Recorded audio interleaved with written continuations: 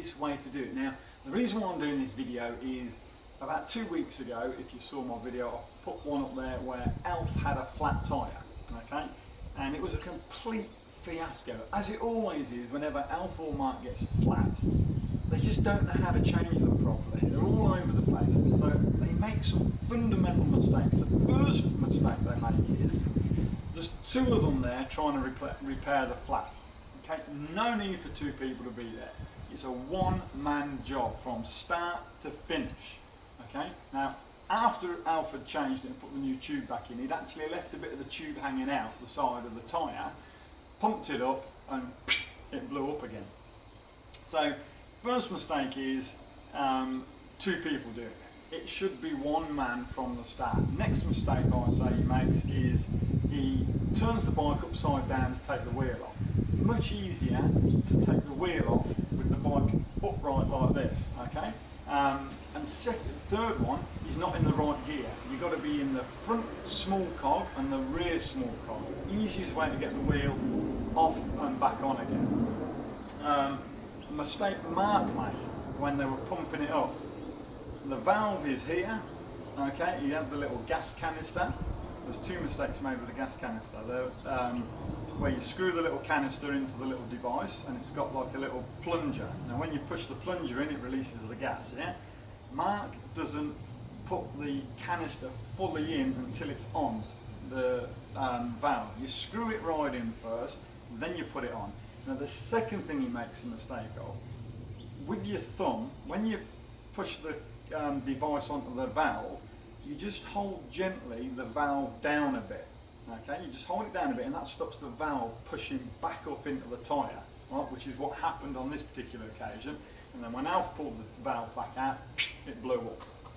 So there's some of the mistakes. So you must remember it's a one-man job. Now I'm going to show you the easy way to change your tyre, a flat tyre.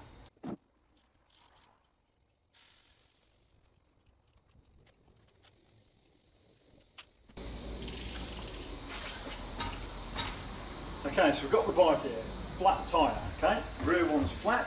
Now I'm going to do the rear because that's the most difficult one to change, just simply for getting the chain on there. So, first thing is, I'm in the small front and the small rear, okay? You release your quick release and you literally just pull your derailleur back and push your wheel down, okay? And that is it off.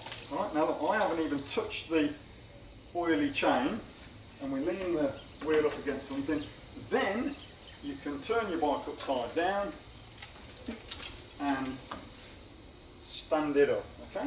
That bit you can forget now. Right, so easiest way to get the wheel off, okay? So next thing we want to do is locate your valve. Right, there's your valve. Now I always start, if that's your valve there, I'll start taking the tyre off about here. Okay, so you're going to need 2 tyre levers. Now look, they've got the little hook there. They're there for a reason. They hook onto the spoke. All right. So you get your first one. You pull your tyre back as much as you can. You hook it under, and you just use that one to hook onto there. Okay.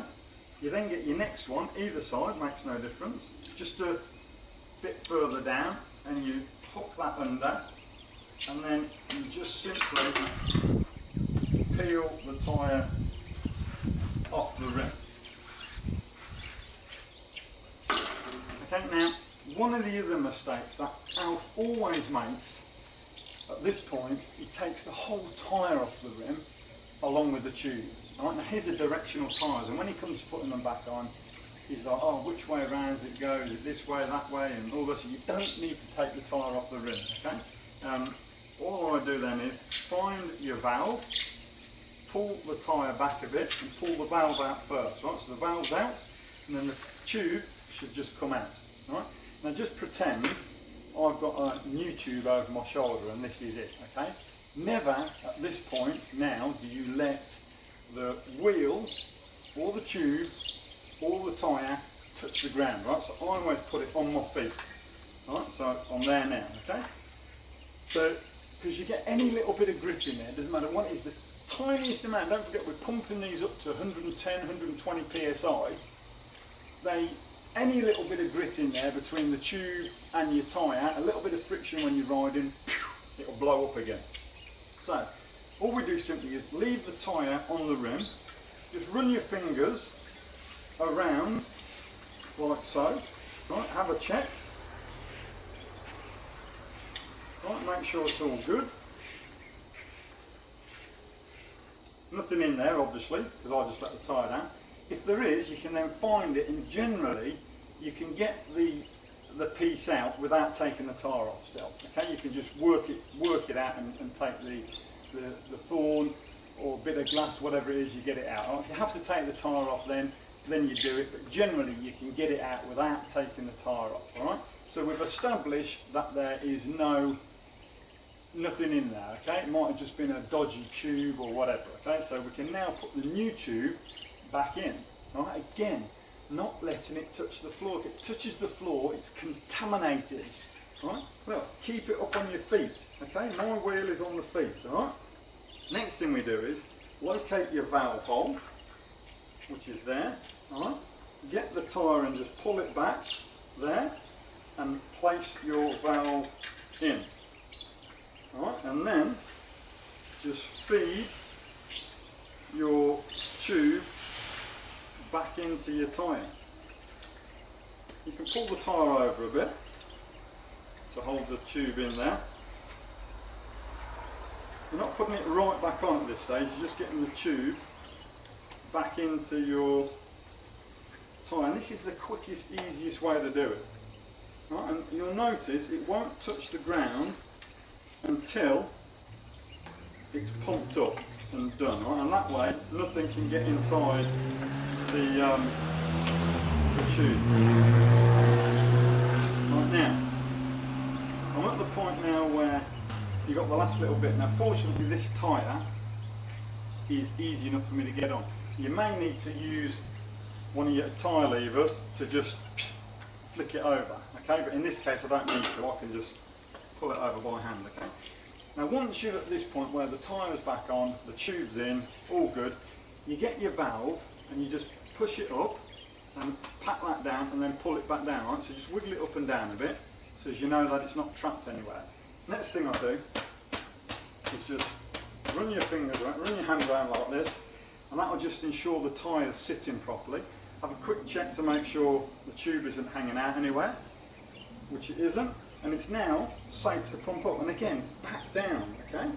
Now, one of the other mistakes that Mark makes when he pumps it up is he puts this partly in to there, alright? And then he puts that on the valve and then screws this in. That's the wrong way to do it. Now look, these things are a little plunger. You must make sure that works. If that doesn't work, you'll lose all the gas. Okay, so you've got to make sure the plunger's working.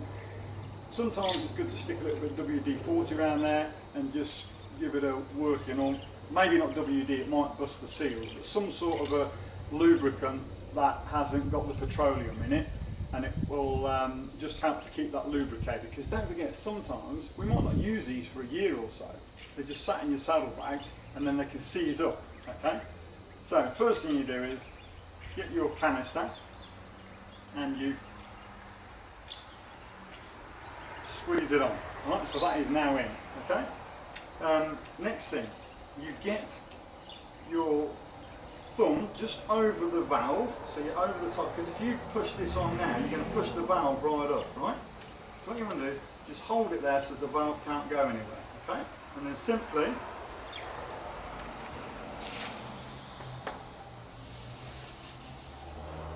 pump it up.